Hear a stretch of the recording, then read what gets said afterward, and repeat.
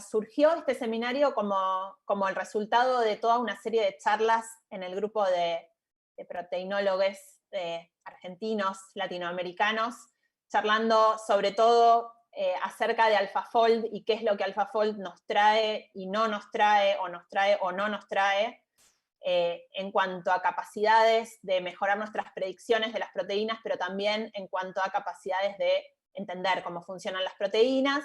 Y Nano tuvo una idea buenísima, que fue convocar a alguien que fuera un poco más experto que todos los que estábamos charlando en el tema, y que nos pudiera dar una visión y contarnos un poco acerca de algunas estrategias que pueden ser similares, estrategias estilo Machine Learning, que se están usando mucho actualmente en muchas áreas, pero bueno, acá estamos un poco más enfocados e interesados en las proteínas, y a todos nos pareció buenísima la idea de que Adrián pudiera venir a darnos un seminario, y la verdad que queremos agradecerte un montón, Adrián, que tuviste excelente onda de aceptar inmediatamente en cualquier fecha que te propusiésemos, así que bueno, estamos muy contentos de tenerte acá en este seminario, que pueda también despertar un poco más de debate sobre este tema, y que lo enmarcamos dentro de también una primera serie de seminarios de la Asociación Argentina de Bioinformática y Biología Computacional, que ahora,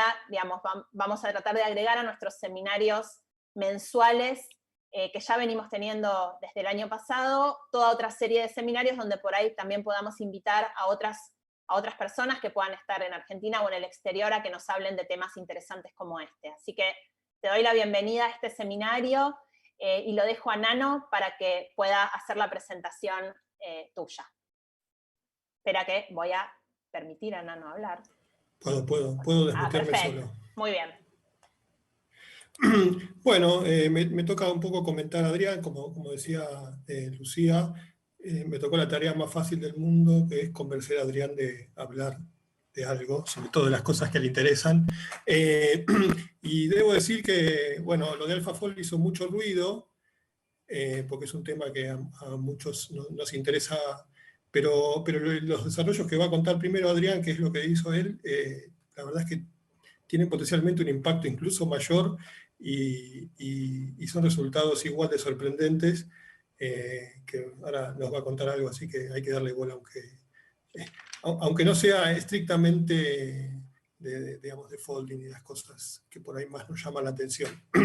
Bueno, para contarles, para que tengan una idea de más o menos quién es Adrián, Adrián cursó la secundaria, develamos el misterio, hizo secundaria en el mejor colegio, según él, de la ciudad de Buenos Aires, que es la secundaria Ort. Se graduó en exactas en la UBA, después después de graduarse ya se fue a Estados Unidos y nunca volvió, pero nunca se fue del todo.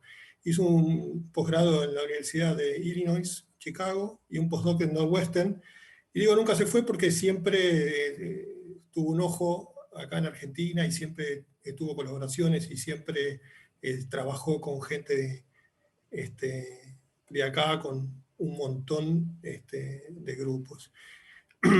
Actualmente tiene un grupo que tiene 11 doctorandos, dirigió ya 22 tesis de doctorado, tiene casi 200 trabajos publicados, pero bueno, son datos que son fácilmente googleables. Lo que por ahí puedo aportar, yo que lo conozco hace ya unos 20 añitos, desde que yo era un purrete y empezaba, es que es difícil de googlear y no aparecen los datos cuantitativos, es que Adrián, a pesar de ser un científico exitoso, es buena gente. No sé si esta conjunción está bien, no hace falta ser un científico muy exitoso para ser un buen tipo con sus becarios, para colaborar muy bien con otra gente de manera siempre muy generosa. Pueden dar fe, hay unos cuantos acá que han colaborado con Adrián, y todos pueden dar fe de que nunca hay un problema de cartel o de cualquier otra índole. Y siempre buscando aportar, y siempre una persona muy entusiasta, y con siempre ideas muy interesantes. Y hoy justamente nos va a presentar un poco de una idea extremadamente interesante que empezaron a elaborar de Machine Learning, que tiene un impacto, unos resultados que realmente a los que nos dedicamos a las cosas de cuántica, de química cuántica computacional, un poco nos voló la peluca, como probablemente a los que se dedican más al folding de proteínas le voló la peluca AlphaFold. Bueno, por ahí con mucho menos recursos que Google, obviamente nadie tiene tantos recursos, logró resultados que nos cambian un poco, nos movieron el piso bastante. Así que bueno, vamos a lo importante, escuchémoslo a Adrián, y después al final tendremos algún lugar para preguntas y por qué no para hacer alguna discusión de cómo estas cosas de machine learning impactan en la ciencia, impactan y cómo podemos subirnos a la ola o por lo menos surfearla o algo. Bueno, Adrián, dale. Y hago un último aviso, gracias. no tengan dudas todos durante el seminario, si quieren ir poniendo las preguntas en el chat del Zoom, las pueden ir poniendo, lo mismo los que están por YouTube. Nico las va a ir colectando y al final de la charla vamos a hacer toda la parte de preguntas. Está bien. Y si, o sea, Nicolás, vos manejalo, pero si hay alguien que hace una pregunta diciendo no entendí lo que Adrián acaba de decir, o sí, que lo pueda repetir, preguntame ahí mismo y lo hago, ¿sí? Si hay alguna pregunta y no llego hasta el final. Bueno, muchísimas gracias por la invitación. Espero que se vea la pantalla, que me escuchen bien. Realmente es un placer estar acá. Quiero, primero quiero hacer un par de comentarios. Uno es, cuando me fui de Argentina durante mucho tiempo, mi modo de interactuar con la gente de Exactas y otra gente era ofrecer ayuda técnica. Yo tenía acceso a supercomputadoras, etc. Y no me daban pelota. Nadie. Darío, nadie me daba pelota. Hasta que un día me di cuenta que ese era el modo erróneo, que lo que tenía que venir es la pregunta científica, no la ayuda de por sí.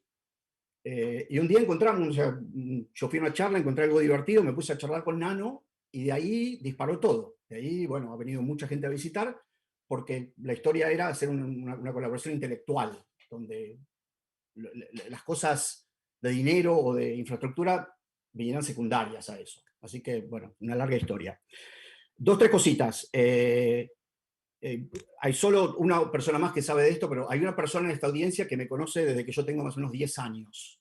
Y ella también tenía 10 años. Y no van a saber quién es. Muy importante una cosa, bueno, las transparencias o las diapos van a estar en inglés, pero bueno, voy a hablar en argentino lo más que pueda. Y lo otro es, ¿vieron cuando uno va en un avión y está jugando la selección argentina que el piloto dice cómo va el partido? ¿Sí? Bueno, está jugando el Barça con Paris Saint-Germain ahora, así que cada tanto díganme cómo va el partido si pasa algo interesante. ¿Ok? Gracias. Bueno, le voy a contar, voy a contar dos historias. Voy a contar la historia esta, que es lo que hace mi grupo de Machine Learning, y después voy a hablar de las cosas de AlphaFold. ¿Ok? Así que quédense porque voy a hablar de las dos cosas. Lo de Machine Learning, para las cosas que hacemos, en mucho de la gente que trabaja acá a nivel atómico y molecular, nos resulta importante tener acceso a energías y fuerzas, porque podemos optimizar una estructura, podemos hacer dinámica, podemos mirar movilidad, un montón de esas cosas. Y mismo hay gente que no hace simulaciones, cuando uno resuelve una estructura de RMN, de rayos X, etc., en realidad en el método de trabajo, en algún momento hay una cosa que calcula energías y fuerzas, porque uno tiene que optimizar localmente la estructura o globalmente. Pero cosas que uno puede hacer es, por ejemplo, pensar que yo quiero diseñar un inhibidor a una proteína, tengo muchos ligandos, cada ligando tiene un montón de estructuras diferentes, perdón, cada ligando tiene una estructura, pero tiene muchas conformaciones diferentes en solución. Y yo lo que quiero es hacer un mapeo de todos, en principio, si uno lo quiere hacer bien, 1.000.000 de ligandos, cada uno tiene cientos de estructuras posibles, cientos de conformaciones, y lo que quiero es hacer un docking, ¿sí? De cada una de esas estructuras y cada una de esas moléculas en el sitio activo, y lo que quiero después es hacer un ranqueo. Quiero decir, bueno, este ligando es el que se va a pegar más, ¿sí? Y puedo calcular energías libres, puedo hacer un montón de cosas. Entonces, mucho de lo que les voy a contar en este momento va a parecer que es mecánica cuántica per se de moléculas chiquitas, pero lo que quiero es que piensen que eventualmente queremos ir acá, ¿sí? Que son las cosas que yo sé hacer históricamente. No es que me salgan bien, pero sé cómo hacerlas.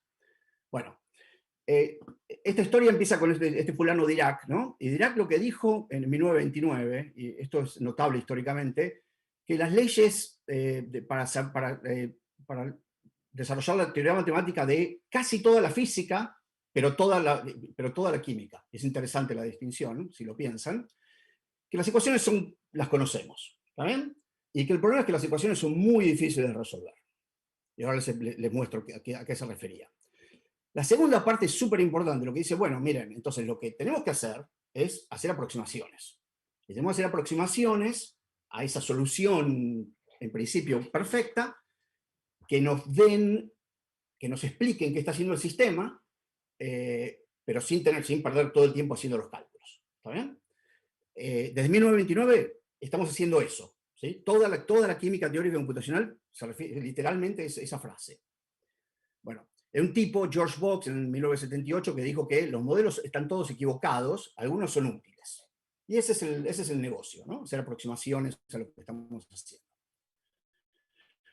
Bueno, ¿por qué decía Dirac esto? Pues es la ecuación de Schrödinger, no hace falta discutirla mucho, pero esencialmente hay energías cinéticas y hay energías coulómicas entre los electrones, y el electrón con el núcleo, etc. Y hay que resolver esta ecuación.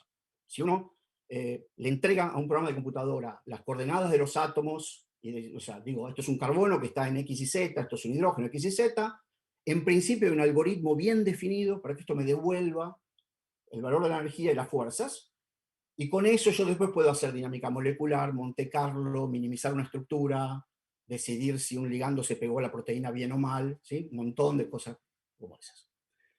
El problema con esto es que en este dibujo donde tengo, digamos, siempre me olvido cómo se dice accuracy en castellano. ¿Cómo se dice? ¿Precisión? Precisión.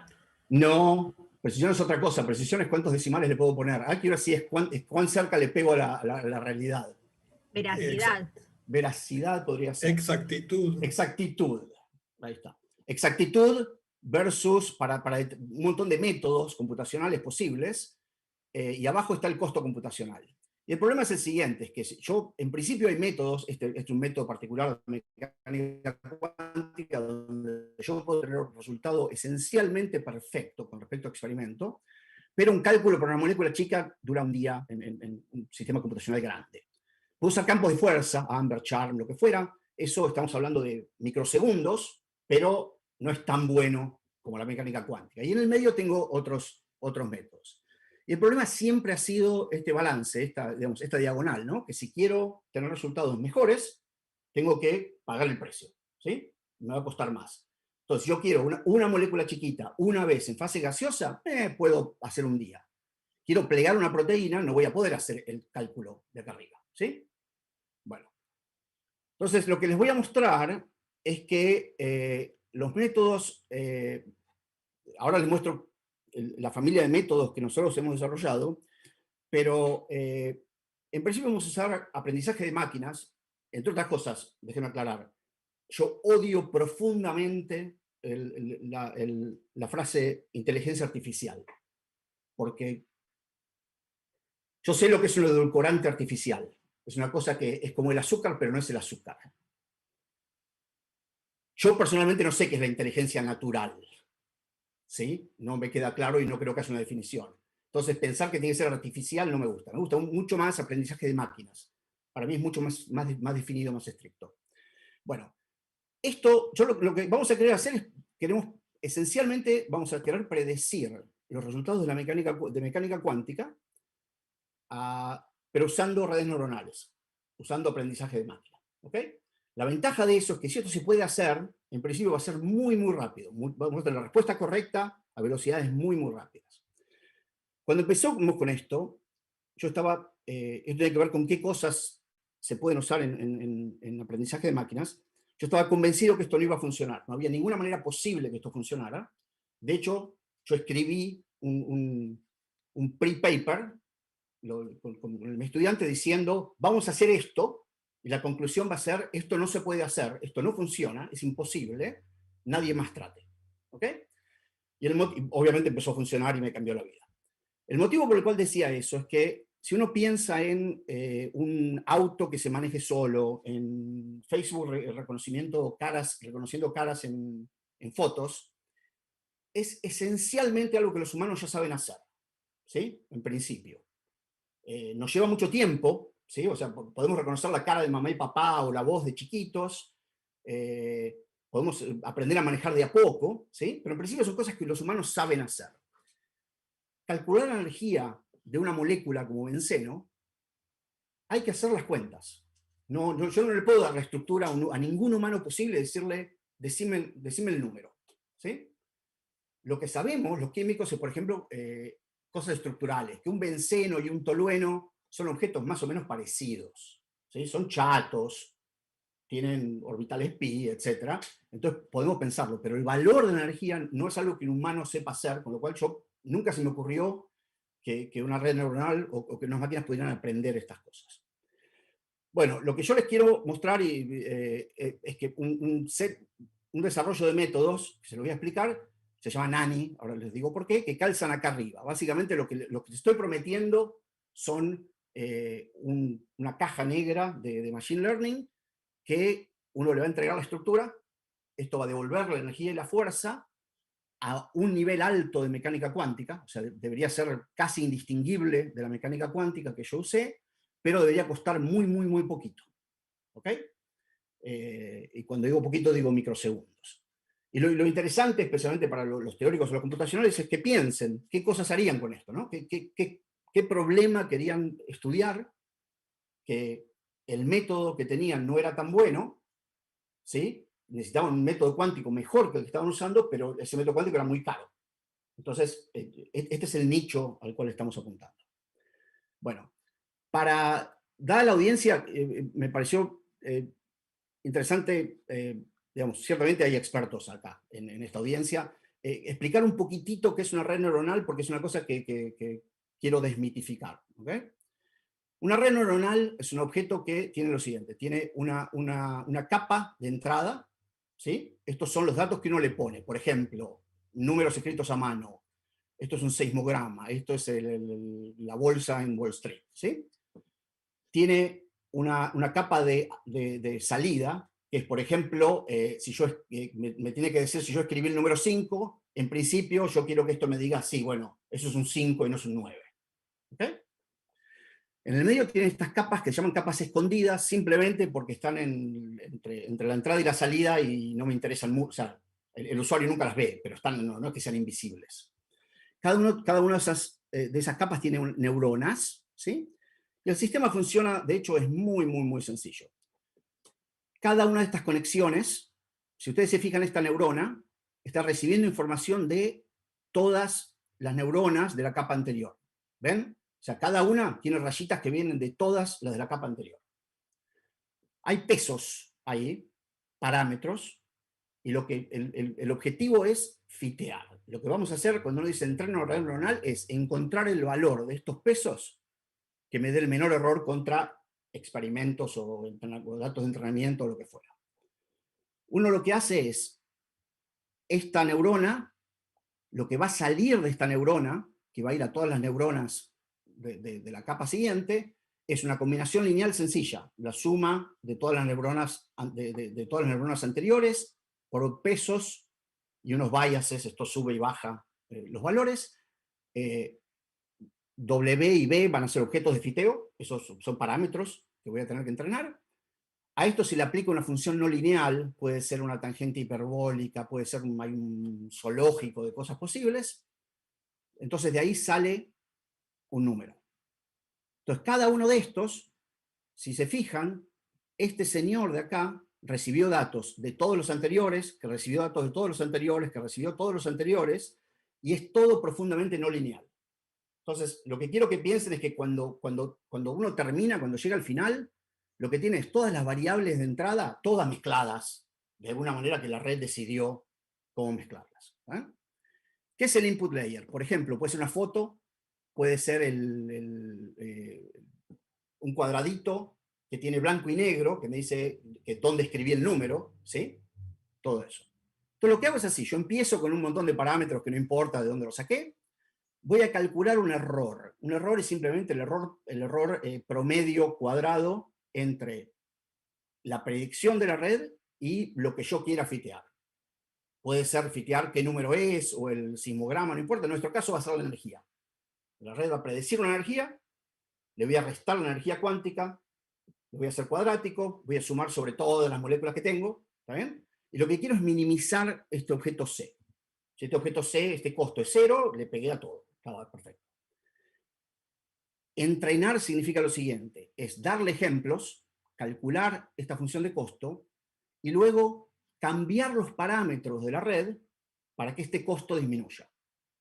¿Sí? Y el truco, hay muchas maneras de hacer esto, es básicamente decir, voy a calcular la derivada de esta función de costo con respecto a los parámetros.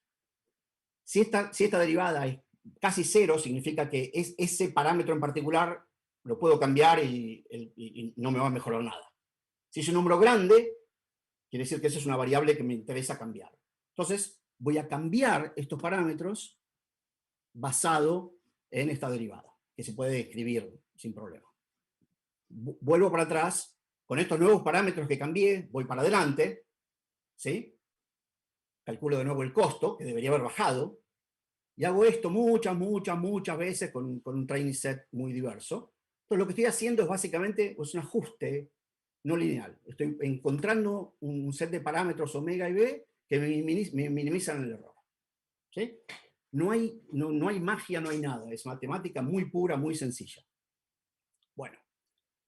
¿Qué es lo que queremos hacer con nuestro sistema? Lo que queremos hacer es un potencial, una cajita, que lo que diga, si yo le doy las coordenadas, que me devuelva las energías y las fuerzas, pero no debería haber acá ninguna forma funcional particular. Acá no hay enlaces, ángulos, torsiones, cargas, no hay nada de eso. ¿Sí? La red va a inventar algo y que se las arregle. Bueno.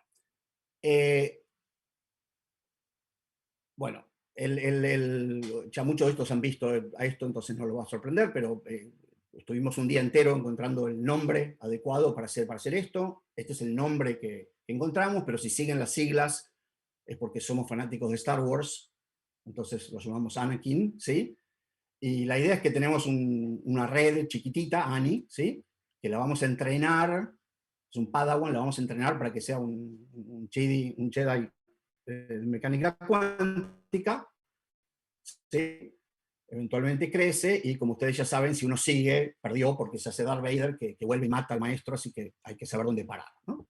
Pero bueno, les voy a mostrar, entonces, durante la parte de entrenamiento le vamos a entregar a Annie pares estructura de energía que precalculamos con algún nivel de teoría cuántica. Realmente no importa cuál es en este momento. Le voy a dar pares, Annie va a predecir energías, las va a predecir mal, vamos a entrenarla, ¿sí? Vamos a iterar esto.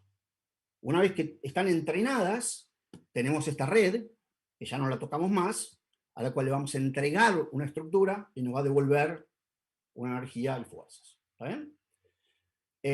Hay detalles técnicos que, de nuevo, si me quieren preguntar después lo hacemos, pero para esta audiencia no vale la pena, que tiene que ver con cómo es el tamaño de las redes, separarlas por tipo de átomo, hay un montón de cosas por el estilo, ¿sí? De nuevo, si a alguien le interesa podemos ir, pero que no son lo más importante de esto. Aquí. Nosotros entrenamos esta red, la primera red que entrenamos, la entrenamos a 22 millones de cálculos cuánticos, literalmente. ¿Está bien? Lo que hicimos es, agarramos todas las moléculas posibles que se pueden hacer con carbono, nitrógeno, oxígeno, hidrógeno. ¿Ok? Que tengan como mucho 8 átomos, lo que llamamos átomos pesados, CNO. ¿Se entiende? Eso es un set numerable, esto se puede hacer, ¿no? Y son más o menos unas 60.000 moléculas, no hay más que uno puede hacer. A cada una de las 60.000 moléculas las fabricamos en 3 dimensiones y le hicimos cambios conformacionales, las estiramos, las destrozamos, etc. ¿Sí? Entonces tenemos 60.000 moléculas, cada una con muchos conformeros, etcétera. Terminamos con un set de 22 millones de cosas, de datos. Eso lo usamos para entrenar a la red. ¿Ven? Esta red nunca vio nada, jamás, más grande que 10 CNO. ¿Ven? Entonces el test que me convenció de que había algo, históricamente hicimos un test con moléculas que tienen 10 átomos pesados. Eso quiere decir, por definición, que esta red nunca jamás vio esto, ¿sí? Porque la molécula más grande tenía 8 átomos. Entonces no hay manera que esto lo haya memorizado. Bueno, generamos un montón de conformeros de estas moléculas, terminamos con 8.200 pares estructura-energía que la red nunca vio. Jamás ha visto esto. Calculamos la energía mecánica cuántica de esto y vamos a comparar, a ver si la red que entrenamos puede predecir esto. ¿Está bien? Bueno, acá está, esto es, para estos sistemas, 8.200 pares molécula de energía, en el eje X, en kilocalorías por mol va a estar la energía cuántica, ¿sí? La predicción de un sistema cuántico. En el eje Y está la predicción de la red, de estas energías. Y esto es lo que da. ¿Okay? Y da esencialmente perfecto. Como para ser claro, la primera vez que mi estudiante me mostró esto, lo mandé y le dije, no me mientas, no, esto seguro que le erraste a la columna y estás dibujando lo mismo, ¿sí? Bueno, se fue el pobre, y volvió y me dijo, no, mirá, y aquí está, ¿sí? Entonces, eso. Si uno hace un zoom ahí, ¿sí? Y se fija, y ahora estoy poniendo las moléculas que caen ahí con sus energías, quiero que, no sé, espero que se ven más o menos bien las moléculas, pero esto no es la misma molécula, ¿sí? Hay cosas que no son ciclos, hay cosas con ciclos de cuatro cosas, de 5, de 6, ¿sí? Son cosas diferentes, todas ellas. Y la correlación está ahí. Si ahora agarro esta molécula en rojo, y me fijo también la predicción versus la mecánica cuántica, tengo esto. Esto para esta molécula sola. ¿Ok? De nuevo, en kilocalorías por mol. Entonces los conformeros están bien ordenados, tienen energía correcta, etc. Pero lo que tiene es que, acá hay 73 estructuras para esta molécula en particular, es que si uno hace mecánica cuántica, esto lleva unos 20 minutos hacer todo esto, que es un poquito más rápido, pero la red trabaja en orden de milisegundos. ¿Está bien? Entonces, lo que estoy mostrando es que, digamos, lo que les prometí al principio es velocidad y exactitud, ¿sí? Adrián, cumplimos en informarte que Messi hizo un gol por penal, así que el Barça va 1-0. Pero muchísimas gracias, esto es excelente el servicio, muchas gracias. Buenísimo. Bueno, entonces, les cuento, esta red ha visto, la entrenamos a pares estructura, energía cuántica, ¿sí? Y parece predecirla. Las fuerzas son la derivada primera de ese objeto que lo entrenamos. ¿Saben? Lo que les muestro acá, esto es la fuerza cuántica para un montón de moléculas. Está en el eje Y, de vuelta a los ejes, tengo que cambiar esto. La predicción está en el eje X, ¿sí? Y si se fijan, la correlación es muy, muy buena. ¿Está bien? El Z es logarítmico. O sea, el rojo es 1000 veces más que los negros. O sea, estos outliers que están acá son muy, muy, muy poquitos. Y estos son dos métodos distintos de química cuántica, baratos, pero aproximadamente unas 1000 veces más caras que nuestro método. ¿Okay? Los modos normales, las frecuencias de estas moléculas que se pueden hacer en el infrarrojo, ¿sí? Con espectroscopía, es la segunda derivada de la energía, esencialmente. Y acá está, de nuevo, la predicción, esto es en centímetros a la -1. En el eje Y está la predicción de las frecuencias, en el eje X está la frecuencia que vienen de mecánica cuántica. ¿Está bien? Y el error en promedio son unos 30 centímetros a la -1, que es, si uno cambia de teoría de funciones de densidad, le va a dar un número más o menos, más o menos 30 igual. ¿Sí? Bueno. Una cosa divertida que se usa mucho para campos de fuerza y otras cosas es pensar en barreras rotacionales. Si agarro esta molécula y quiero calcular la energía para rotarla, ¿sí? Alrededor. Entonces, esta molécula es divertida porque cuando está en trans, los nitrógenos, es un mínimo que es chato, pero cuando están en cis, los dos nitrógenos no quieren estar en el mismo plano. Entonces, tiene dos mínimos, uno así y el otro así. Entonces, Entonces acá está, ¿sí? Estos son los mínimos globales cuando es chato, y después tiene estos dos minimitos, ¿sí? Y lo que tienen acá es naranja y azul. Uno es el resultado de mecánica cuántica, y el otro es la red entrenada a ese nivel de mecánica cuántica. ¿Está bien? Y esencialmente la diferencia es muy chiquita. De nuevo, es energía en kilocalorías por mol. En el abajo es el cálculo negro, es lo mismo, la coordenada de rotación, pero con un método cuántico muchísimo mejor, pero muchísimo más caro. Y rojo es la red entrenada a ese método más caro. ¿Está bien? Entonces puede seguir esa diferencia, puede saber que dos niveles de mecánica cuántica tienen una pequeña diferencia entre ellos. Si uno hace esto ahora, esto viene de Genentech, publicaron un paper que tiene 60 y pico de moléculas de estas, hicieron el cálculo, súper cálculo de todas las barreras, y después calcularon un montón de métodos distintos con respecto a ese estándar, ¿sí?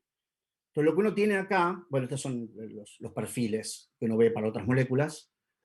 Acá lo que uno está viendo es, básicamente es el error versus coupled cluster, una teoría esencialmente exacta para a este nivel, para mecánica cuántica esencialmente exacta. 0 significa que sobre 60 y pico de moléculas, el método que uno está usando es exacto, ¿sí? Los campos de fuerza que uno usa en general están acá a la derecha, ¿sí? No están nada mal, pero tienen outliers y ¿sí? Tienen errores. La mejor red que tenemos está aquí, ¿sí? Esencialmente estamos a 1/4 de kilocaloría por mol sobre las torsiones sobre un set de moléculas grande. Podemos hacer reacciones, ¿sí? Esto es un set de cosas que hizo Ken Houck. Podemos hacer termoquímica, hacemos productos menos reactivos, ¿sí? En un montón de estos sistemas. Las energías de reacción acá van entre más o menos 0, menos 0,8 y menos 20 en kilocalorías por mol. Es un rango grande de energías posibles. Y la mejor red que tenemos en este momento está más o menos en 1 kilocaloría por mol de error con respecto a estas energías de reacción. ¿Ok? Que sería lo que uno obtendría con teoría de funcionalidad de densidad mucho más caro. De nuevo, estamos hablando de submilisegundos versus minutos. ¿No?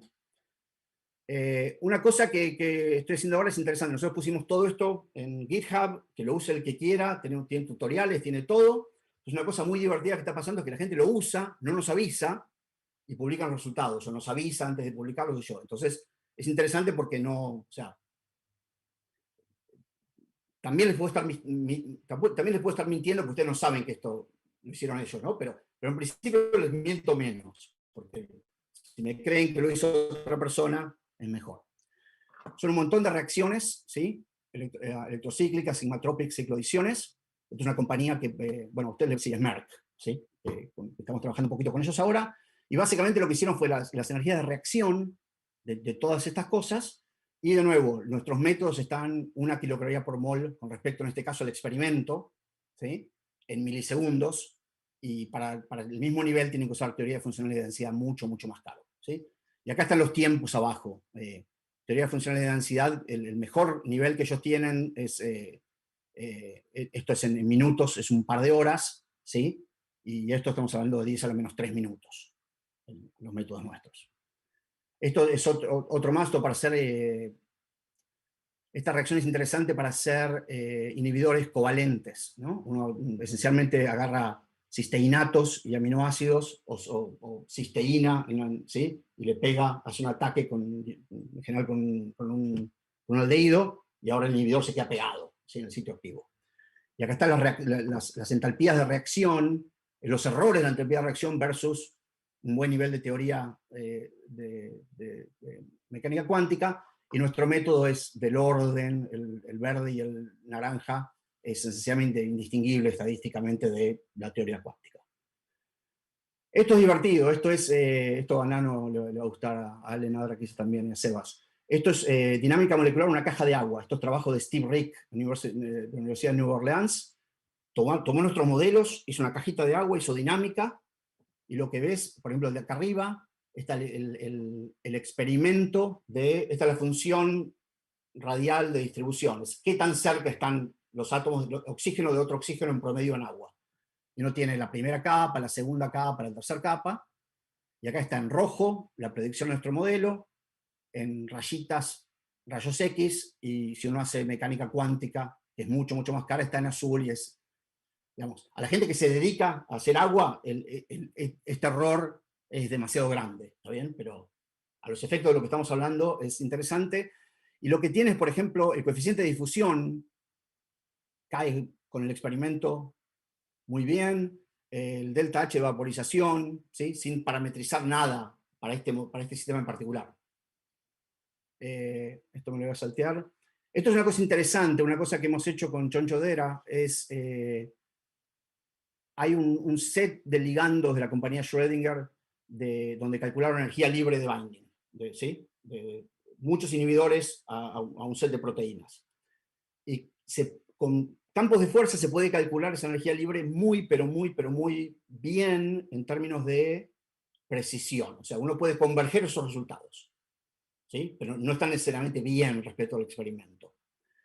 Y una cosa, entonces, los mejores cálculos que uno hacía con los campos de fuerza tenía un error de 1 kilocaloría por mol, el R cuadrado era 0.42, ¿sí? Esto para la gente que hace inhibidores está bien, a mí no me gusta tanto. Y una cosa que hicimos fue agarrar los resultados del medio con un campo de fuerza y los corregimos ahora diciendo, bueno, y si en lugar del campo de fuerza usáramos nuestro modelo de energías, ¿sí? Básicamente calculamos la energía libre para ir del ligando 2 en la proteína, pero ahora lo que cambiamos no fue ni el ligando ni la proteína, cambiamos el modelo de energía, de un campo de fuerza a nuestro modelo, ¿sí? Entonces lo que uno puede hacer es, puede convergerlo del medio, eso se sabe cómo hacerlo, se puede hacer muy rápido, se puede hacer muy bien, y luego corregir diciendo, bueno, el campo de fuerza estaba bien, pero no era perfecto. ¿Qué pasa si lo pudiera hacer en mecánica cuántica? Bueno, nuestro modelo ocupa eso, ¿sí? Pero barato. Y una vez que ya eso, el R cuadrado se va a 0.86, el error baja a media kilocaloría por mol, etc. Entonces esto me gusta, tiene promesa. Esto lo vieron algunos de ustedes, es para mostrarnos más lo divertido. Es una caja de átomos de carbono, ¿sí? Y hacemos dinámica molecular, y con la red esta, que puede romper enlaces, armar enlaces, hacer lo que quiere, uno tiene autoasemblaje, ¿no? Tiene grafenos, tiene cosas, ¿sí? Pelotitas, etc. Y bueno, estamos trabajando en este set de cosas. Podemos hacer una proteína entera, etc. Bueno, esta es la gente de mi grupo en este momento, y el laburo que les muestro fue de Justin Smith y Oles Isayev, Alexander, que es profesor en Carnegie Mellon. Y lo que quiero ahora es cambiar, que es lo que les dije que iba a hacer, si me lo permitan. Denme un segundito.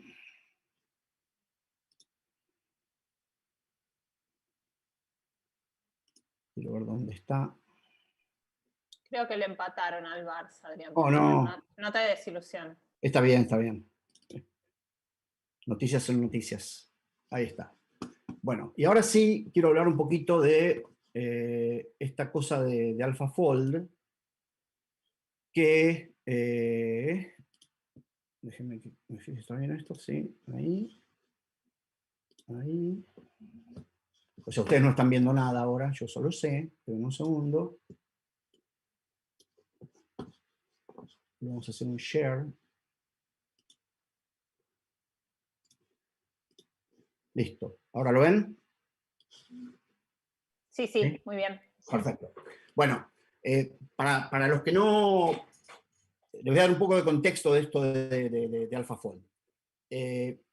CASP, que es Critical Assessment of Structure Prediction, es algo que empezó en 1992, se hace cada 2 años, es una competencia, ¿sí? Esto es Critical Assessment of Structure Prediction, donde es el grupo que lo maneja básicamente tiene una red de experimentalistas que les dicen, miren, de acá a 6 meses a 1 año vamos a tener la estructura de esta proteína. ¿Ok?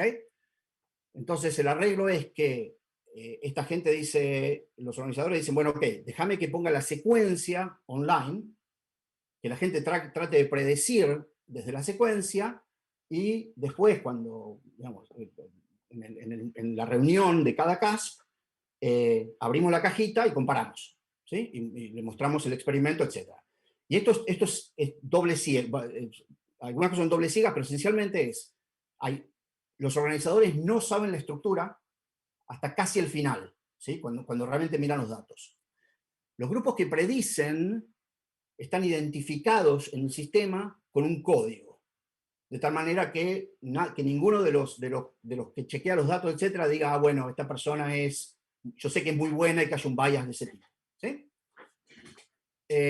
Hay una cosa que les voy a mostrar que es interesante. Una cosa que pasó en CASP, y van a ver mucho de esto, es que cómo decidir si una predicción es buena o mala es toda una ciencia en sí misma, ¿sí? Por ejemplo, si yo tengo una proteína de 2 dominios y predigo este perfectamente y el otro no, ¿está mal? ¿Está la mitad bien? ¿Sí? ¿Cómo hago eso? O tengo todo bien y los loops se me volaron, ¿sí? ¿Me sirve, no me sirve? Pero entonces, tener un set de números para que esto se pueda hacer, no para que un humano mire todas las imágenes y diga, esta me gusta, esta no, ¿no? Que requirió la invención de un montón de cosas. Entonces, mucho de lo que van a ver se llama GDT, y básicamente lo que dice es lo siguiente, es qué porcentaje de todos los carbonos alfa de esa estructura se pudieron predecir dentro de un Armstrong, o 2 Armstrongs, o 5 Armstrongs, o 10 Armstrongs de la estructura experimental. ¿Está bien? Entonces, óptimamente lo que uno quiere es el 100% de los residuos a un Armstrong de resolución, ¿sí? Pero eso es casi imposible de hacer hasta ahora. Entonces, muchas de las cosas que voy a mostrar es este GDT score. Bueno, esto es todos los CASPs, ¿sí? CASP 1 en 1992, y el resto son cada 2 años. ¿Ok? Y acá lo que hay son, de nuevo, este es el GDT porcentaje. 100% significa que se puede predecir muy bien. ¿Está bien? Y separaron las proteínas entre proteínas que son más o menos sencillas, por ejemplo, cosas que tienen 1000 homólogos ya en el PDB, ¿sí? Cosas que son un poquito más difíciles, cosas que son realmente difíciles. Hay false nuevos cada tanto. Y si se fijan, es la capacidad de predicción versus dificultad baja mucho, ¿sí? Pero no ha habido un cambio enorme versus años, ¿sí? Esto es hasta CASP 12, que es hace 4 años. ¿Ok?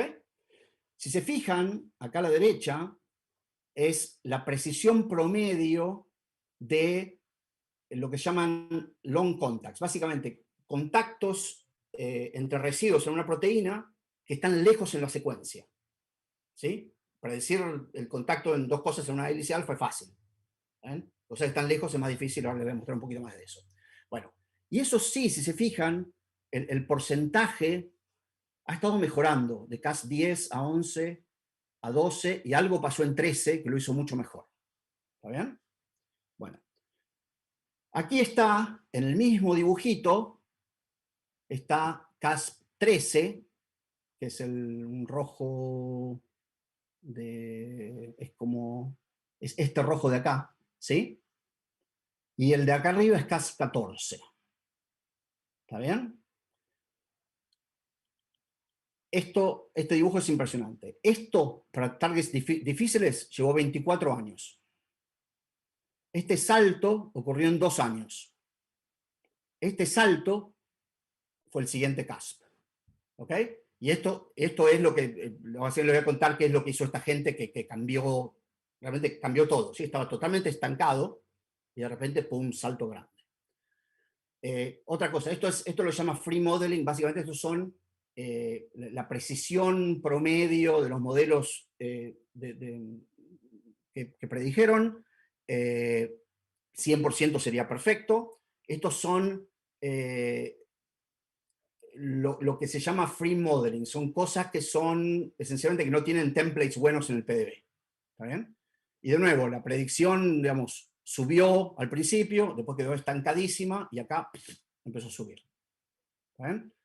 Y lo que tiene es, desde 2010 en adelante, la gente empezó a usar métodos de coevolución o predicción de contactos coevolutivos, ahora lo explico eso un poquito, y luego, digamos, en los últimos, al final, la gente empezó a usar eso, pero con Machine Learning. Bueno, entonces, ¿qué pasa? Históricamente, los mejores resultados, que son resultados de tipo Baker, que ya ustedes lo conocen, ¿verdad? Era lo siguiente: basado en base de datos o en el local PDB o lo que fuera, el tipo decía, bueno, voy a hacer todas las secuencias posibles con 8 o 9 residuos, ¿sí? Me voy a fijar en el PDB qué estructuras tienen y voy a decir, si yo encuentro 9 residuos seguidos en una proteína que yo no conozco más tarde, entonces mi apuesta va a ser que va a ser una de esas estructuras que ya existen. Entonces agarraron estos fragmentitos chiquititos, después los ponían juntos y después decían minimicen la energía potencial de alguna cosa, ¿sí? La energía hacía dinámica molecular similar a que decía, bueno, esta estructura local está bien, esta está bien, y ahora hagamos que todo el sistema colapse de modo correcto. ¿Eh? Entonces, uno puede predecir, primero, Similarity Analysis lleva mucho tiempo, uno puede tener orden local más o menos bien, hélices alfa, beta, etc. El problema es que si yo tengo esta estructura, que en realidad debería plegarse así, perdón mi dibujito, ¿no? Pero creo que ven lo que, dos hélices alfa que de repente deciden juntarse, no hay mucha información sobre este contacto, ¿sí? El contacto largo. Entonces, ¿cómo hace? Digamos, estos métodos funcionan, pero llegan hasta ahí.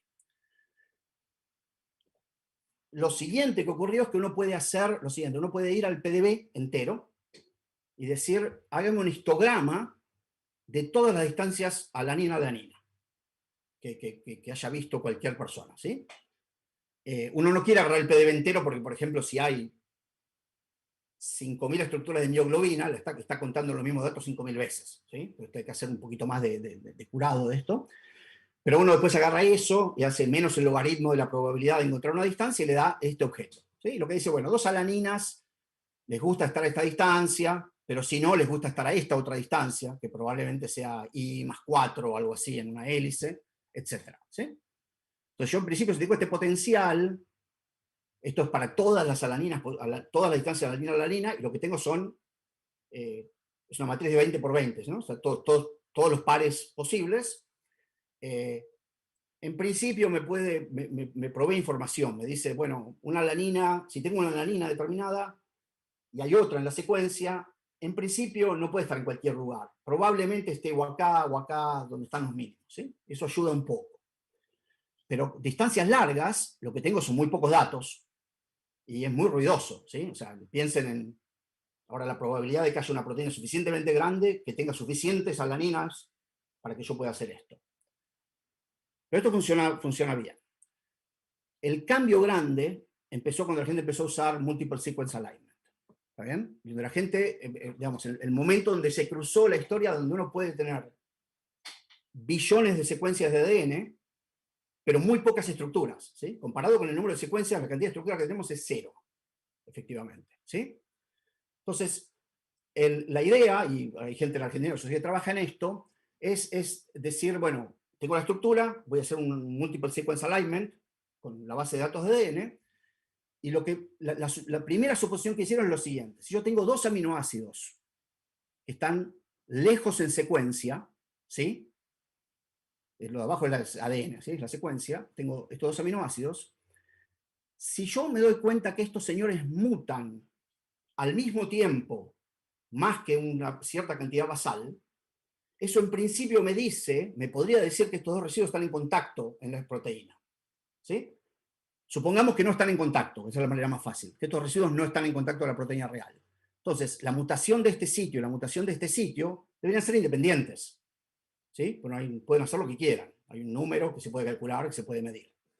Pero si están en contacto, por ejemplo, son los 2 aminoácidos hidrofóbicos, ¿sí? Difícilmente uno mute a un aminoácido cargado y el otro se quede hidrofóbico, porque ese contacto no va a funcionar, ¿está bien? Pero lo que uno puede mirar son correlaciones de mutaciones correlacionadas versus distancia. Entonces, si la estructura de proteína es la de la izquierda, la velocidad de mutación, etcétera, va a ser la misma o casi en estos dos sitios, pero si están en contacto, la idea es que estos dos lugares están correlacionados. Y hay que hacer mucho, o sea, los papers estos, y ustedes ya, mucha gente que lo sabe, son páginas y páginas y páginas de probabilidades acopladas, ¿no?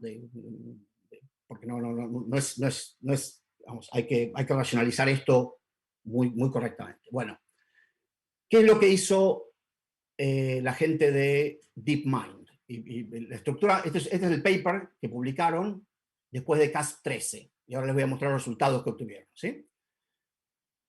Para que tengan la estructura, hay una compañía que se llama Alphabet, que es la compañía madre de todos los Googlitos. Google, de hecho, es un hijito de Alphabet, ¿sí?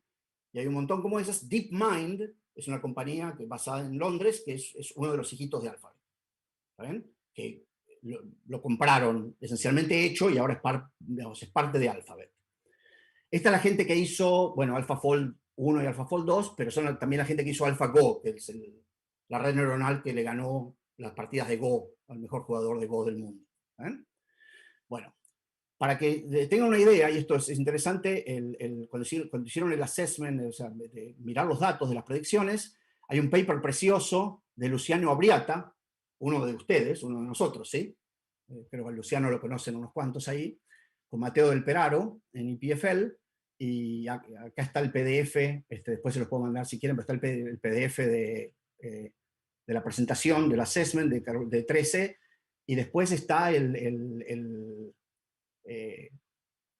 paper mismo, que lo publicaron en ProTest. El título de este paper es precioso. Dice que el cambio que hubo de 12 a 13 en la predicción es tal que ahora hay que inventar medidas nuevas de cómo medir esa mejora. Que si siguen usando los que usaban antes, no les va a servir para nada, porque ya están tan cerca que van a tener que inventar otras cosas para hacerlo. Bueno, de nuevo, aquí está lo que les dije, ¿sí? Empezó en el 94, estancado. Acá empezaron con estas medidas de coevolución, ¿sí? Y al final, estos dos últimos años, fue que empezaron a hacer coevolución, pero en lugar de usar Hidden Markov Models, etc., usaron cosas de Machine Learning. Con lo que esencialmente lo que quiere decir es que el sistema encuentra correlaciones muchísimo más escondidas, que no son cosas obvias que saltan, ¿sí? Bueno, lo interesante de AlphaFold, perdón por el texto, es lo siguiente. Los tipos lo que dicen es que lo que pueden hacer es, tienen una red neuronal, ahora les explico un poquito más, que uno le va a entregar la secuencia y el bicho va a devolver un potencial en el sentido energético, ¿sí? Va a ser energía versus coordenadas. Va a devolver eso, pero el potencial que va a devolver es único para esa proteína y para nadie más, ¿sí? La que uno quiere. Los tipos no van a predecir contactos, diciendo estos dos residuos como mutan correlacionado, tienen que estar cerca, tienen que estar en contacto. Van a predecir distancias, ¿sí? Entonces lo que dicen es que para una proteína, pueden fabricar una superficie de energía potencial, pero lo más importante es que esta superficie es increíblemente suave y es convexa. Básicamente que hacen una predicción, minimizan la energía y obtienen el mínimo global directamente, ¿sí? Esto, para cualquiera de nosotros que ha hecho dinámica o minimización o modelado, yo hubiera apostado mi casa que esto era imposible, ¿sí? No tiene ningún sentido. Nunca lo explicaron bien, ni en los papers ni en las charlas, pero los datos son los datos y uno los puede reproducir. ¿Está bien? Pero la salsa oculta, creo que nadie sabe bien qué pasa. Esto es de entrenamiento, pero déjenme que les cuente un poquito qué es lo que hacen, ¿sí? Tienen esta red neuronal en el medio, es una red particular, tiene convoluciones, etc. Creo que no vale la pena discutir eso, pero esta red está entrenada del siguiente modo. Agarran el PDB, un montón de cosas del PDB, para cada estructura conocida, miran esa secuencia y hacen un multiple sequence alignment. Tamaño enorme. ¿Está bien? Entonces ahora tienen, básicamente, para esta estructura, todas estas secuencias correlacionadas. Otra estructura, secuencias correlacionadas. ¿Sí? Entonces tienen distancias y posiciones y tienen el Multiple Sequence Alignment, con eso entrenan a la red. Y básicamente le están diciendo a la red que encuentre correlaciones escondidas. ¿Sí? Correlaciones no obvias, como la que uno diría de primer orden, si dos cosas mutan, entonces deben estar cerca, cosas muchísimo más escondidas. Cuando termina, ¿sí? cuando ya entrenaron esto, que les lleva un montón de tiempo, lo que le entregan acá, dado una secuencia cualquiera, ¿sí? Le entregan básicamente la secuencia madre, dice yo quiero predecir esta, y acá están todas las secuencias que yo elegí de Multiple Sequence Alignment. ¿Ok? Esa es la entrada a la red ya entrenada. La red entrenada recibe esa información y devuelve lo que los tipos llaman un histograma. Básicamente es un mapa de contactos y distancias, que dice, tal residuo está cerca de otro residuo, o está a tal distancia de otro residuo. ¿Está bien? Con eso, lo que hacen ahora es, piensen que yo voy a hacer la secuencia y digo, bueno, estos dos residuos tienen que estar a 5 Armstrongs, estos 2 a 7, etc. Entonces ahora minimizo esa energía hasta que satisfaga todas esas cosas. ¿Eh? Bueno, lo interesante es lo siguiente. Esto es, los tipos van a hacer esto 1000 veces, con distintas condiciones iniciales. ¿Está bien? Y se van a quedar con el mejor resultado de esas 1000 veces. Cada una de esas 1000 veces, esto es lo que está acá arriba, ahora les explico un poco más, cada una de esas 1000 veces tienen 1200 pasitos de optimización, minimizan la estructura. ¿Ok? Esto es uno de esos 1000. Y lo que muestran es, acá empiezan, está la predicción de que sale nomás de la primera predicción de la red, y cuando minimizan, boom, boom, boom, boom, boom, boom, boom, esto va colapsando, y acá a la derecha tiene la predicción versus el resultado experimental. ¿Ok? Y lo que es interesante acá es que si se fijan, este TM score es como el GDT, es una medida semi-global de qué tan buena está la estructura. ¿Sí? El RMSD lo conocen, ¿sí? Entonces el RMSD tiene que bajar mucho, el TM tiene que subir, y efectivamente va subiendo. ¿Ok? Acá abajo, en IJJ, ¿sí? Esto de acá abajo, es lo siguiente. Donde dice NAT, esta es la estructura secundaria coloreada de la proteína real. No sé cuál, el rojo es hélice alfa, azul es beta, ¿sí? Beta sheets. Entonces, y acá el dibujito este lo que muestra es versus paso de optimización, qué estructura secundaria va asignando. ¿Sí? Entonces lo que ven es que, por ejemplo, las hélices alfa se forman de entrada, después este bicho colapsa y se empieza a formar todo el resto, y al final es básicamente lo mismo que el experimento. ¿Sí? Entonces, pero lo que tiene interesante es que, de nuevo, es que esto es minimización directa. ¿Sí? Y lo interesante es cuando lo hacen 1000 veces, y buscan el mejor de los 1000 o versus iteración de esto, no cambia mucho. ¿Sí? Esencialmente que el resultado final es casi independiente del primer paso, de la primera predicción. Y eso es notable. Eso no lo entiendo y no hay casi más nadie que lo entienda. Es una proteína en particular. ¿Sí? Entonces acá está, este es el resultado experimental, pero es esencialmente igual al predicho por AlphaFold1. Es el residuo 29, y acá están las distancias del residuo 29 a otros residuos. No sé si se llegan a ver. La secuencia acá arriba, ¿sí? Y acá lo que ven es el histograma, esencialmente, digamos, es el contacto entre el residuo IJ y coloreado por la distancia, ¿sí? Este es el experimental y este es el que predicen. ¿Ok? Una cosa que ven acá a la derecha, que es divertida, es, esta es la probabilidad de encontrar, esto realmente lo que devuelve la red, es la probabilidad de encontrar un cierto valor de la distancia para este residuo, el residuo 29, versus todos los otros residuos. ¿Ok? Entonces lo que la red dice es básicamente lo siguiente. Por ejemplo, y la rayita roja es el experimento y es el modo de esta distribución. Lo que dice es que contra el residuo 39, la red predice esta distribución de distancias. La distancia real es esta rayita roja, que es justo el máximo de la distribución que predice. ¿Está bien? Entonces, usa estas distancias, tiene que satisfacer estas distancias y ver qué pasa. Si el sistema dice que la distancia es muy larga, más que 15, 20 Armstrongs, entonces no las usa en la primera iteración. Lo que dice, bueno, primero me ocupo de las cosas más locales y después manejo el resto. Acá está la predicción de la distancia para todos los pares de residuos en esta proteína versus la distancia real, ¿sí? Y la correlación es fantástica. Lo que ven es que esto es a distancias largas, es muchísimo más gorda la distribución, ¿sí? Tienen potencialmente más error. En promedio está perfecto. Y esto es el error relativo y el ancho versus la desviación estándar versus el error. Básicamente es una medida diciendo las cosas que están más lejos le va a errar un poco más. Bueno, esto es uno de los dibujitos que muestra que hacen los accesos. Hay muchas maneras, pero esencialmente lo que se ve acá, esto es la suma de los Z-scores para las predicciones de cada grupo. El eje X son los grupos. ¿Está bien? Un número grande es que el grupo le pegó en promedio a muchas de las predicciones. Hubo 80 y pico de predicciones en Cas13, en el 2018. Y ahí está, ¿sí? Hay grupos que no le pegaron mucho, hay grupos que le pegaron bien, ¿sí?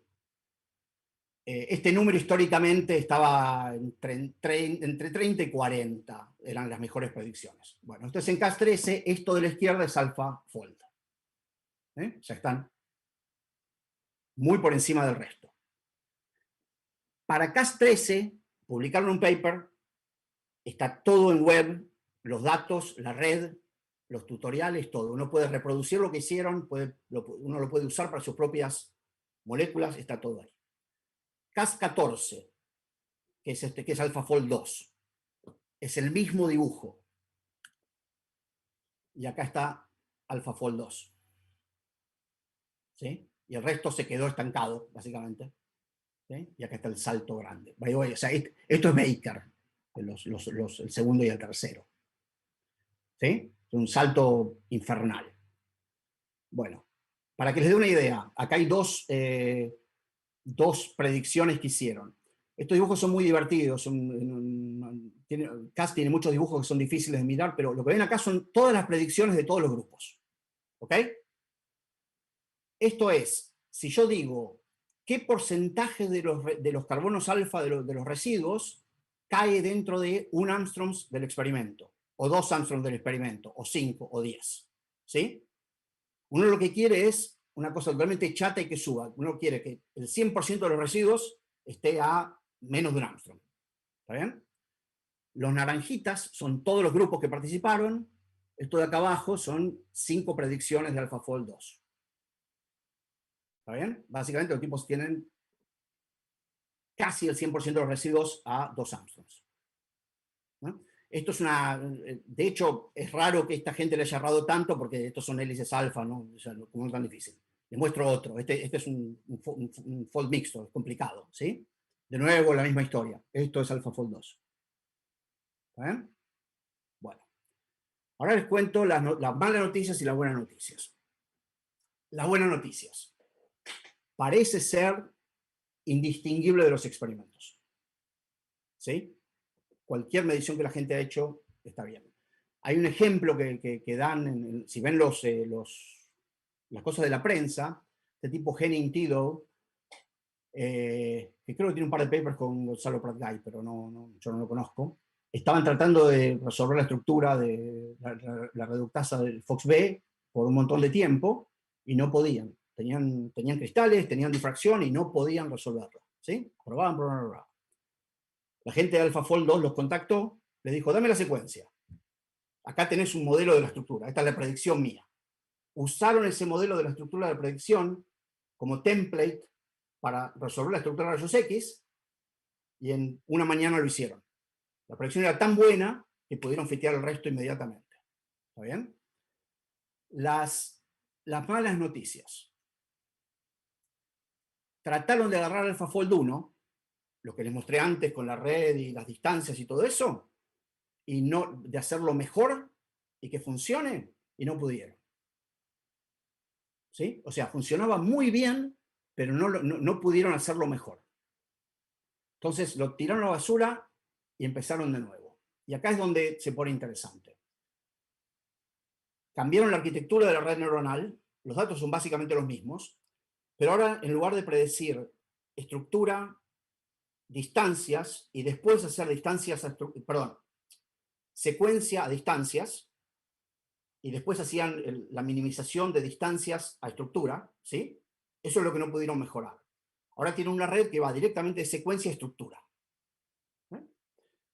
Es una attention architecture, pero lo importante es que los tipos dicen, cuando hablan, que pusieron physical insight into the network structure. O sea, no solo datos, sino parecen haberle dicho cosas que uno conoce, por ejemplo, los ángulos de una hélice alfa, ¿sí? Un poquito más como eso. Pero no han dicho nada en público de esto. Los datos y el código no son públicos. El abstract y la charla la pueden mirar, la pueden encontrar en el web. Tiene muy pocos detalles. Ya muy claramente dijeron que difícilmente haya un paper en serio y que el código no van a quizás poner un modelo muy chiquitito, pero nada muy serio. Y básicamente lo que quieren es comercializar esto. ¿Está bien? Entonces no lo van a dar a conocer en ningún momento. Y ahora voy a hablar de esto un segundito. Este bicho usa el equivalente de 100 a 200 GPUs por unas cuantas semanas. O sea, barato no es. ¿Sí? Lo interesante es que no fueron los mejores predictores para todos los targets. Hubo algunos targets donde los tipos salieron terceros, cuartos. ¿Sí? Entonces es interesante eso, a ver qué pasó ahí. Bueno, una cosa que me divierto porque hay una frase en las charlas y todo que dicen cuando hacen esto, le quedan las cadenas laterales un poquito fuera de lugar, unos contactos que les molestan, entonces quieren minimizar esto con un campo de fuerza. ¿Sí? Entonces dicen que el resultado final lo optimizan con Amber 99SB como campo de fuerza, que es un paper mío. Así que me pone contento que al menos tuve un cachito que ver con todo esto. ¿Sí? Bueno, para discutir, ¿sí? ¿Puede uno hacer ingeniería reversa con lo que los tipos publicaron y lo que dijeron? ¿Sí? Para Cas13, entre 13 y 14, dieron suficientes datos en su charla que el grupo de Baker se puso a laburar en más o menos la misma idea. La pregunta es si hay suficientes datos para que alguien pueda hacer casi lo mismo, pero que sea útil para otra gente. ¿Qué necesito para que la predicción sea buena? O sea, si lo tengo que usar en el laboratorio, ¿sí? ¿Necesito que todos los residuos estén bien en su lugar? O, por ejemplo, me interesa que el sitio activo esté mucho mejor y un loop allá no me importe. ¿Sí? Eso depende de lo que uno quiera hacer. Una cosa interesante es, por ejemplo, predecir el cambio estructural cuando uno muta algo, ¿no? Eso creo que en términos de aplicaciones creo que eso puede ser útil. ¿Conocer la estructura de la proteína es el cuello de botella para diseño de drogas? Muy probablemente no sea cierto. O sea, que cuando hacen el verso que esto va a cambiar drug design, todo eso, dudo que sea, no va a ser inmediato. No es obvio que tengan una medición de error, que de alguna manera diga, esta es la predicción, pero no le crean a ese loop, o no le crean a este, ¿sí? O créanle mucho a este pedacito.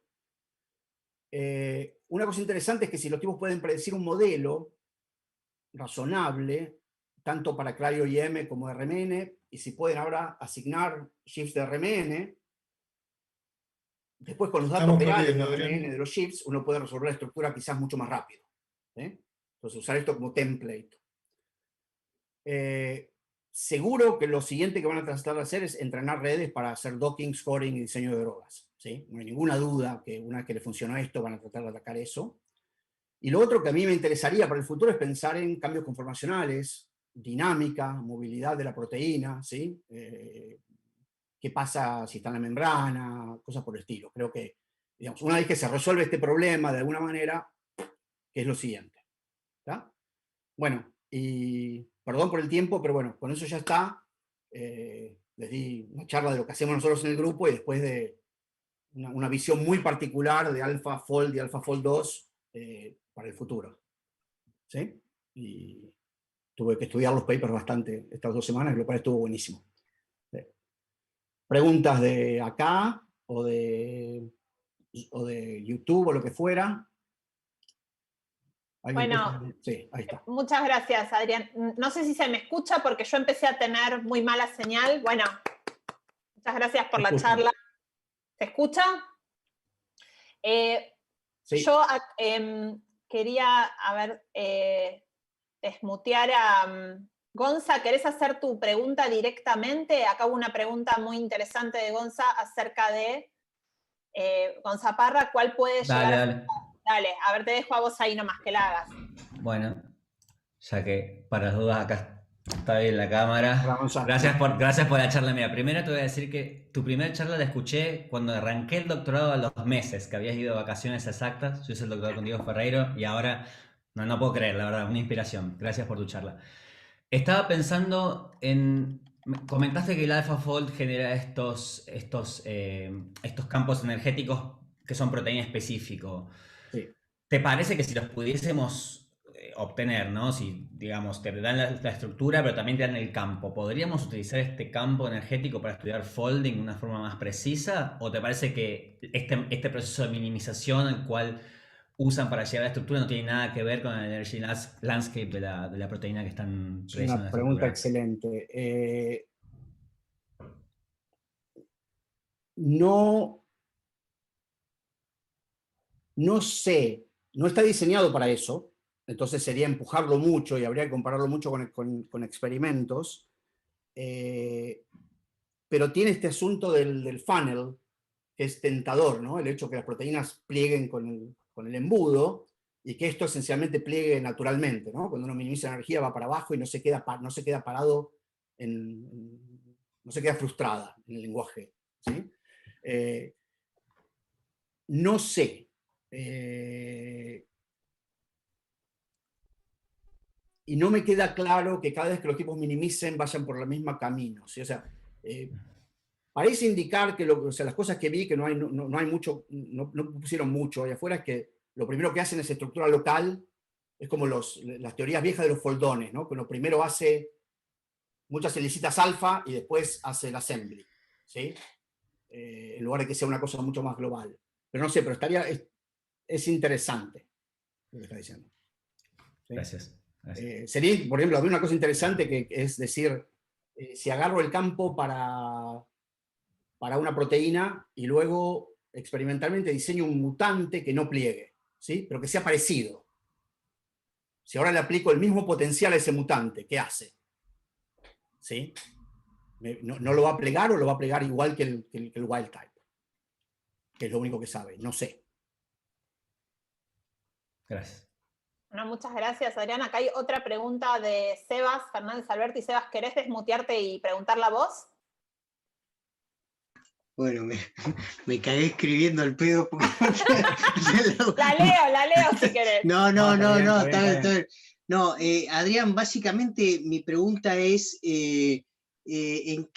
pensando al principio de la charla, que me quedé un poco sorprendido cuando dijiste, entrenamos una red para 8 átomos pesados y lo probamos en 10. Obviamente uno siempre prueba la red en cosas para las cuales no está entrenado, si no tiene gracia, ¿no?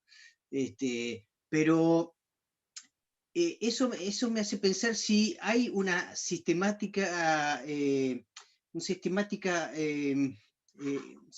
error en las redes, el entrenamiento, cuando aparecen efectos que serían deslocalizados o colectivos. Por ejemplo, yo digo, movimientos colectivos como modos de baja frecuencia que no estarían en 8 átomos o en 10 átomos y que involucra un movimiento concertado que sí, va más allá de interacciones locales, o por ejemplo en estados excitados que tengas un excitón deslocalizado entre varios cromóforos con fuerte acoplamiento vibrónico, lo que sea, o una red que entrenás para estructura de proteína secundaria que no te predice la terciaria, es decir, niveles de organización estructural que voy a decir, bueno, si la red no falla, hay un nivel de organización estructural que no está siendo contemplado en sus partes, es decir, que el todo va más allá de sus partes. ¿Es así o estoy equivocado? Lo que acabas de leer son mis subsidios, mis pedidos de subsidio.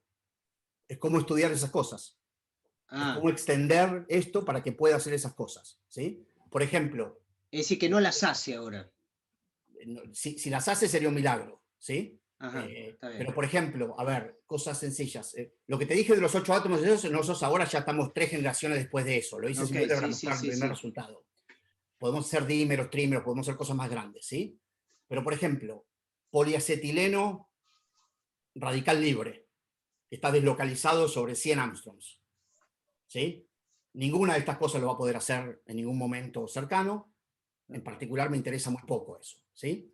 Es decir, cuando ve que la red falla, uno dice, hay otra física más allá.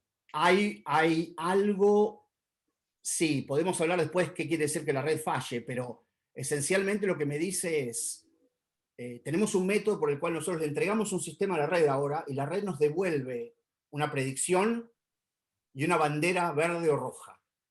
Una bandera verde que dice, me tengo confianza, o no sé lo que estoy haciendo, ¿sí? Eso es lo que decís vos, que hay una física que no está incorporada en el modelo que tenemos, ¿sí? Cuando eso pasa, agarramos esa molécula donde falló, calculamos mecánica cuántica y reentrenamos la red. Entonces la red va aprendiendo cada vez más de estas cosas, ¿sí? Pero fíjate lo que te mostré con sistemas más o menos grandes, los modos normales, los modos de baja frecuencia le pega calzadito, mismo el autovector. Y eso tiene que ver porque eso lo sabes mucho mejor que yo, los modos normales necesariamente son un montón de efectos locales todos juntos, ¿no? No tenés cosas de súper larga distancia de modo directo. Pero bueno, pero esencialmente la pregunta que estás haciendo es el futuro de investigación de mi grupo. ¿Qué hacer con estas cosas? Acá tenemos algunas preguntas más que vinieron por YouTube. Varias preguntas de Juan de Juan de UC Berkeley. La primera son varias, las voy haciendo de a una porque me parece que si no se suman mucho. Te quería preguntar en relación a lo que mostraste de fuerzas predichas por Annie, ¿cómo hacen para calcular la derivada de la energía? La red neuronal devuelve una forma funcional para la energía que después pueden derivar. En caso que no sea así, ¿cómo calculan esta derivada? Todo lo que mostré de la red neuronal, esencialmente el descriptor y toda la combinación lineal, la función no lineal, etcétera, todo lo que va hasta el output, todos los términos ahí todos tienen derivada primera analítica, se puede escribir. De hecho, tienen derivadas infinitas analíticas. Son complicadas, pero se pueden escribir, ¿sí? Entonces, en principio, lo que uno tiene que hacer es agarrar, si uno quiere hacer la energía versus la coordenada X del átomo 1, lo que tiene que hacer es agarrar la energía y hacer la regla de la cadena de toda la red hasta atrás del todo, porque todos tienen primera derivada, no es una cosa sencilla, pero esencialmente todas las derivadas primeras son analíticas, ¿sí? Del asunto. De hecho, cuando uno entrena estas redes, cuando hace lo que se llama el backpropagation, uno necesita las derivadas primeras de todos modos, las usa para entrenar. Entonces eso ya viene en la matemática de la red neuronal. El problema es ir de cartesianas al descriptor que estamos usando, que es un descriptor local, pero eso es un montón de ecuaciones que se pueden escribir. Es una buena pregunta. Hoy por hoy usamos cosas como PyTorch o etcétera para Machine Learning, que es un environment de Python que tiene funciones como autodiff. Uno escribe la ecuación y le dice, sacame la derivada, y lo hace solo. Y es una maravilla. Bien, bueno, voy a seguir con una pregunta de Gustavo Parisi y después vuelvo a algunas preguntas de Juan porque me parece que son un poco más generales y de la parte de AlphaFold.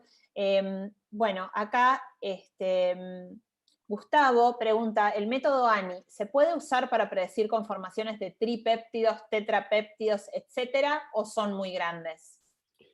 Para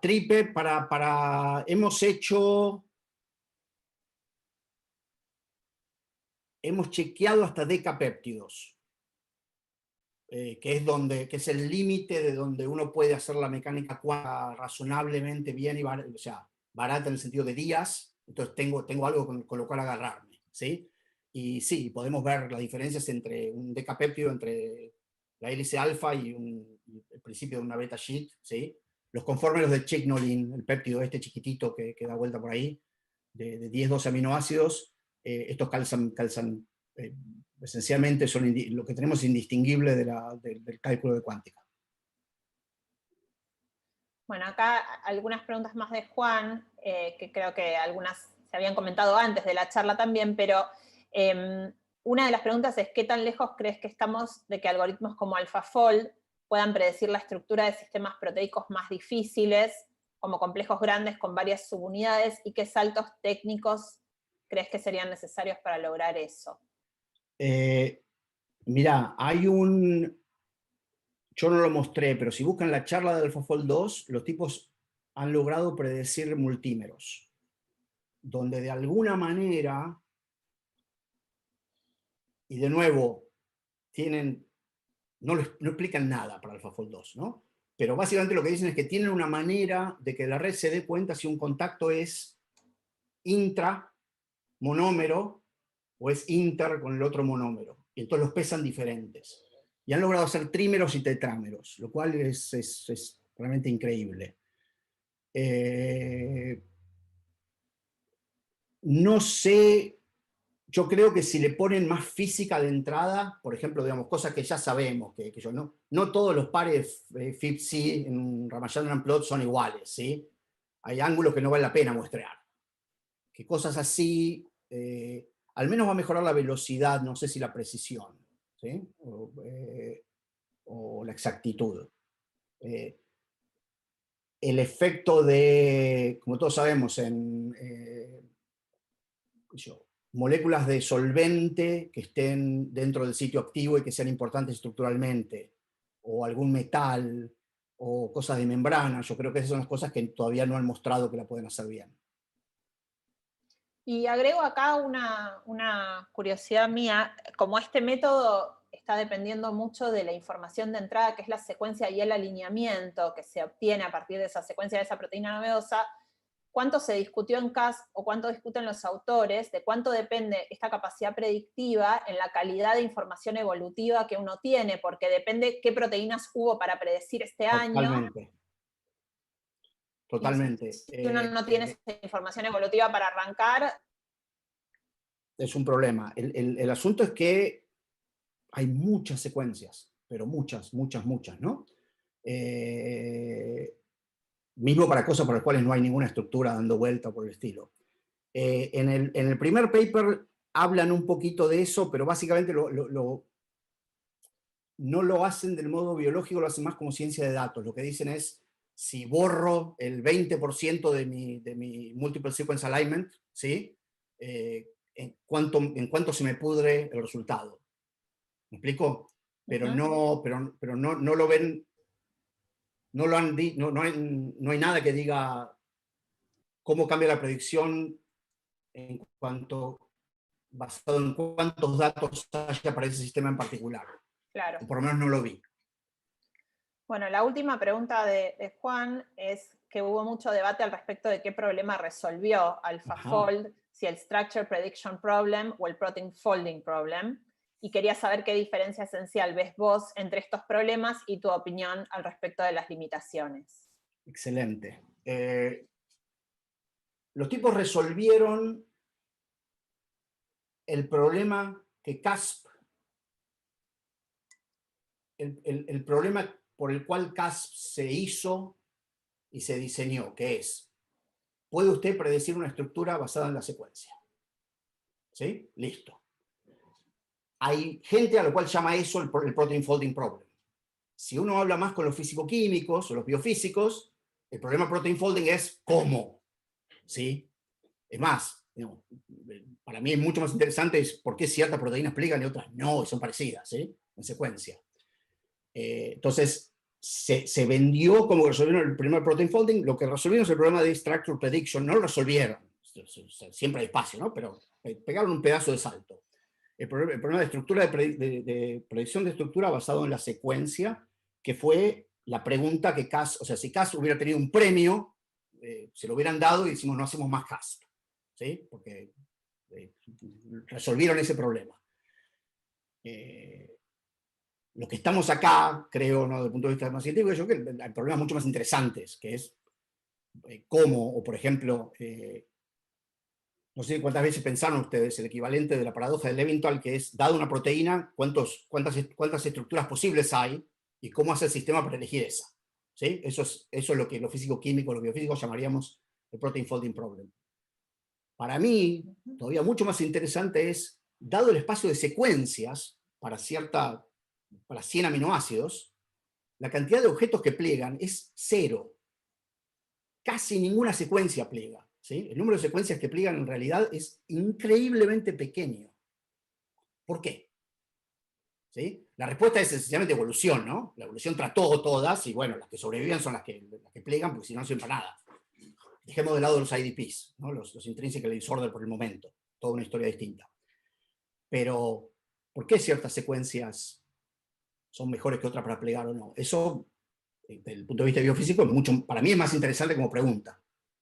¿Sí? Es potencialmente menos útil día a día, ¿no? O sea, a la industria le va a interesar más la estructura. Bien. Gracias. Pero déjame aclarar algo. Sí.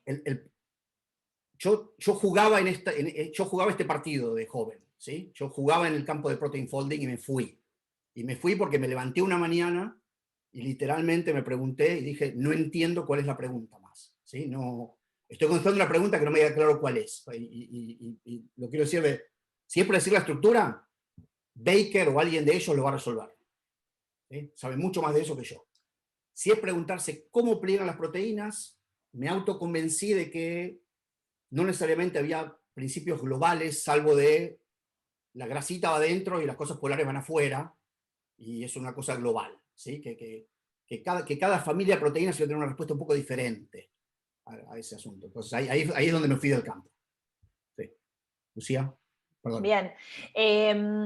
Bueno, creo que un poco relacionado a esto, y por ahí antes de pasarle la posta a Nano, que también tenía algunas preguntas que quería hacer, ¿qué es lo que se evalúa desde el ámbito técnico del desarrollo de estos algoritmos, más allá de que el AlphaFold original está público y el de ahora no? ¿Qué nos está diciendo todo este cambio con respecto a cuánto importan los recursos y la infraestructura para poder vencer estas barreras? Y cuánto no, o cuánto importó la capacidad de estas empresas de cambiar de estrategia al minuto que se les ocurría. O sea, ¿qué pensás al respecto de todo esto? Totalmente. O sea, difícilmente... A ver, el asunto de Multiple Sequence Alignment vino de otros grupos, ¿sí? La idea central. De empezar a las redes neuronales vino de otros grupos. El cambio grande requirió probablemente unos 50 millones de dólares, cálculo más o menos, la infraestructura global de Google de GPUs, y tener en la misma habitación biofísicos, químicos, programadores, ¿sí? O sea, gente que supiera de arquitectura, etcétera, que le importara muy poco la ciencia. Eso es casi imposible de hacer en un laboratorio académico. ¿Sí? No hay... Aunque uno tuviera el dinero, ¿sí? Tener gente de ingeniería de software en un departamento de química, ¿sí? No es fácil. Pero para mí esto es... una vez que ellos lo hicieron, ahora se sabe que se puede hacer. Yo lo pienso más así. O sea, en el negocio de dinámica molecular hay un tipo que se llama D. Shaw, que puso $200 millones para fabricar una computadora que haga dinámica molecular de proteínas. Hace solo eso. ¿Sí? Es mucho mejor que cualquier otra cosa. Lo que tiene es la idea de que, se puede hacer. Pues ahora que Google lo hizo, poniendo esta guita, yo creo que el siguiente paso va a ser el interesante. Es cómo hacer para que esta tecnología llegue al nivel de laboratorio, ¿no? Que uno pueda hacer su propio modelo, tener menos secuencias porque le interesa a uno una proteína en particular, las GPU van a bajar de precio, etc. Yo creo que eso es, a nivel académico, eso es lo interesante, que ahora hay una banderita y dices, mira, se puede hacer, cómo lo hacemos más barato, más útil o lo que fuera.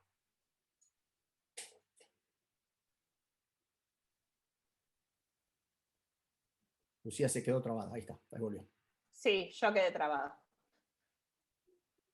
Ahí estoy de nuevo. Bueno, muchas gracias.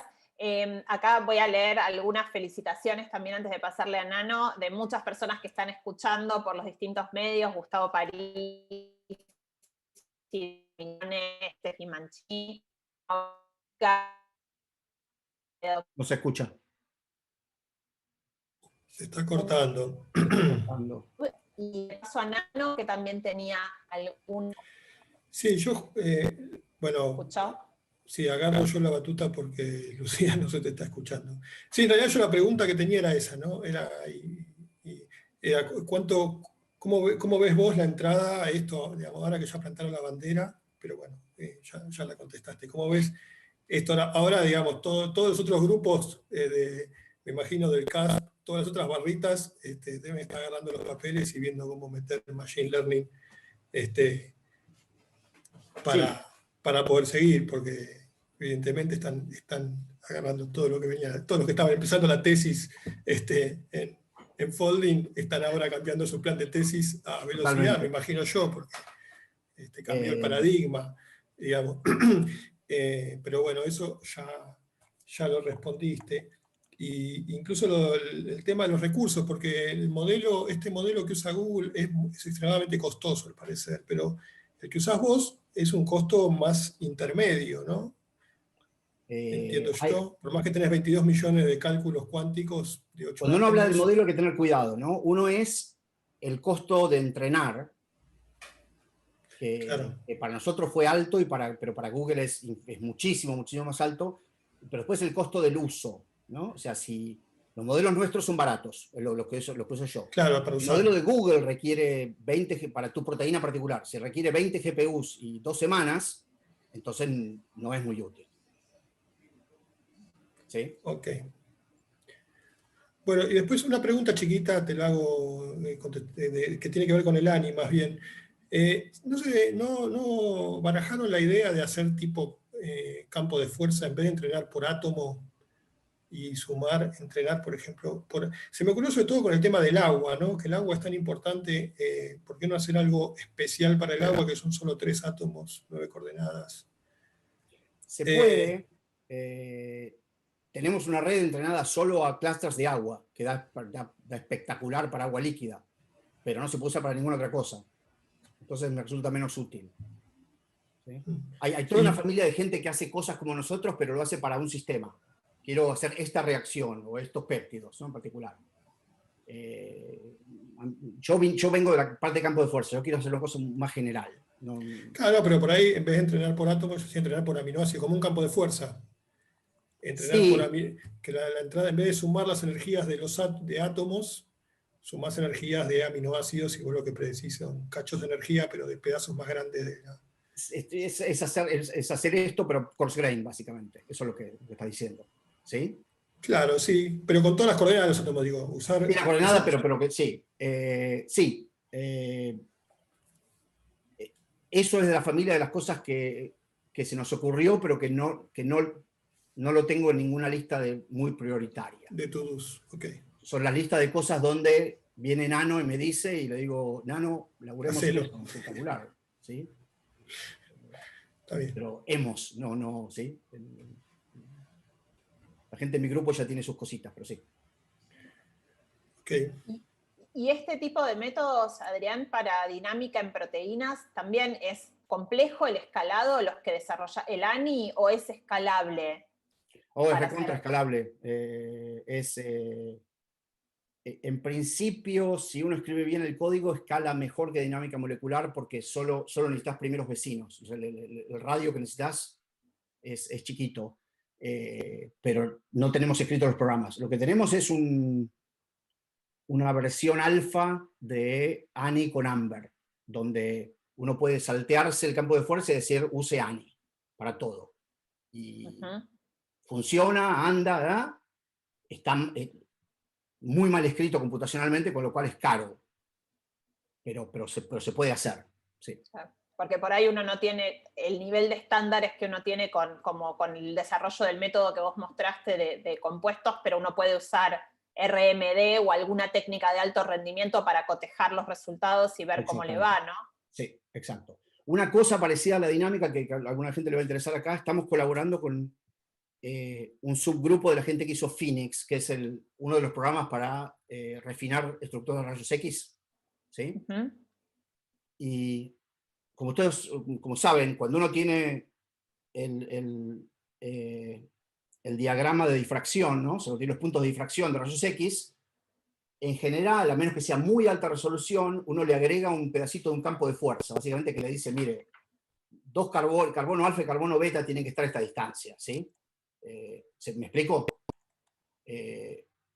Eso, por ejemplo, hace que si uno mira las estructuras en el PDB, el diedro de amida, OCNH, es 180 grados más menos 1.